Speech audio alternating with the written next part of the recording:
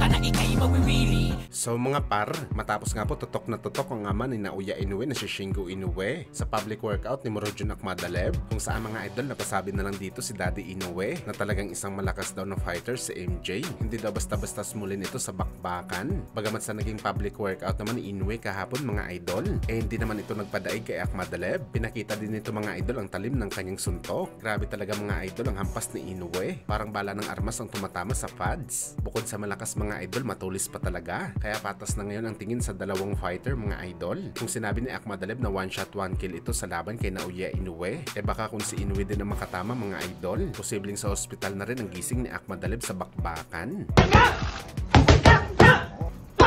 Samantala speaking kay Naoya Inoue mga boss, isang masamang balita naman po para sa top rank CEO na si Bob Arum, ang international promoter ni Naoya Inoue. Dahil ayon po sa report mga idol, hindi daw sigurado kung saan ba talaga ipapalabas ang laban ni Naoya Inoue dahil wala na daw ang ESPN sa top rank promotion. Ayon sa mga eksperto mga idol, malaki daw ang tsansa na makuha ng DAZN ang rights ng laban ni Naoya Inoue at Akhmadaliev next week dahil ang promoter ni Akhmadaliev na si Eddie Hearn mayroong exclusive deal sa DAZN. Ibig sabihin nito mga idol, sa DAZN na natin mapapanood ang laban, hindi na sa top rank. At malaking kawalan to mga idol para kay Lolo Bob Arum dahil isa pa naman si Inoue sa mga cash cow nito. Kumbaga isa si Inoue sa mga bumubuhay sa top rank promotion. At ngayon mga idol, nanganganib na ito na mawala sa picture. Samantala isa malaking break naman ito mga idol para kay Eddie Hearn dahil baka mapapayag nito si Inoue na sa DAZN na lang ipapalabas ang kanyang laban. Hindi lang sa bakbakan nito kay MJ, pati na rin sa kanyang mga future fight.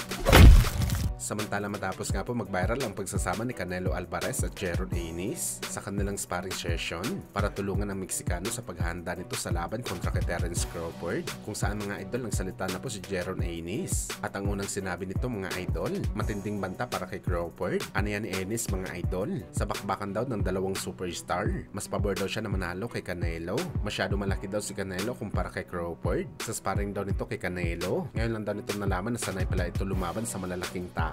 Imagine niyo daw mga idol na maliit lang daw si Canelo sa kanyang timbang ngayon, pang 160 pounds lang daw ito, pero nagpapagapang daw ito ng malalaking tao na halos umaabot na 200 pounds sa laban. At isa pa daw mga idol, matagal na daw nakikipaglaban si Canelo sa boxing sports. Hindi ito basta-basta baguhan pa lamang, halata daw talaga na malawak ang experience nito sa bakbakan. At sa naging reaksyon naman ni Jeron Anis mga idol kay Crawford, wala naman daw siya bad blood kay Crawford, deserve naman daw nito mapalaban kay Canelo, pero sana daw mga idol inisip muna ni Crawford ang sitwasyon nito bago palagan si Canelo. Sana daw lumaban muna ito sa 160 pounds. Naniniwala sa Ennis mga idol na makakaapekto talaga na malaki kay Crawford ang dalawang division na pag-akyat nito. Idagdag pa daw dito mga idol na matagal na daw inactive si Crawford sa bakbakan, pero gayon pa man sabi ni Ennis, malaki ang respeto niya kay Crawford na nilabanan niya si Canelo. Hindi niya lang daw talaga nakikita na mananalo ito sa laban sa Mexican superstar.